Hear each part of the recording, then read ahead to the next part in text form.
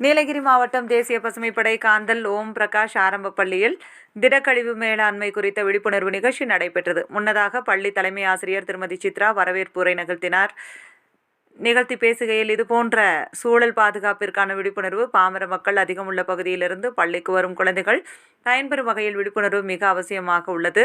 தங்கள் வீடுகளில் ஆரோக்கியம் நிறைந்த வாழ்க்கை முன்னெடுக்க தொடர்ந்து நல்ல செயல்பாடுகளை சொல்லித் தருகின்றோம்.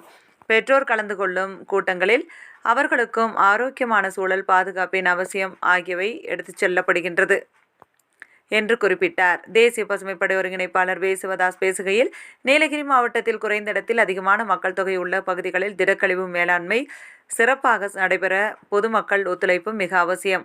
பிளாஸ்டிக் கழிவுகள், மருத்துவ கழிவுகள், மின்னணு கழிவுகள் தோட்டங்களுக்கு உபயோகப்படுத்தி மீதமுள்ள பூச்சிக்கொல்லி மருந்துகள், ஈரக்கழிவுகள், கூர்மையான உபயோகப்படுத்திய பிளேடுகள் சரியான முறையில் அப்புறப்படுத்துவதன் மூலம் விலங்குகள் நோய் தொற்று ஏற்படுவதை தவிர்க்க முடியும். நீராதாரங்களில் பழைய துணிகள், பிளாஸ்டிக் குப்பைகளை வீசி எறிந்து செல்வது போன்ற செயல்களை செய்யக்கூடாது என குறிப்பிட்டார்.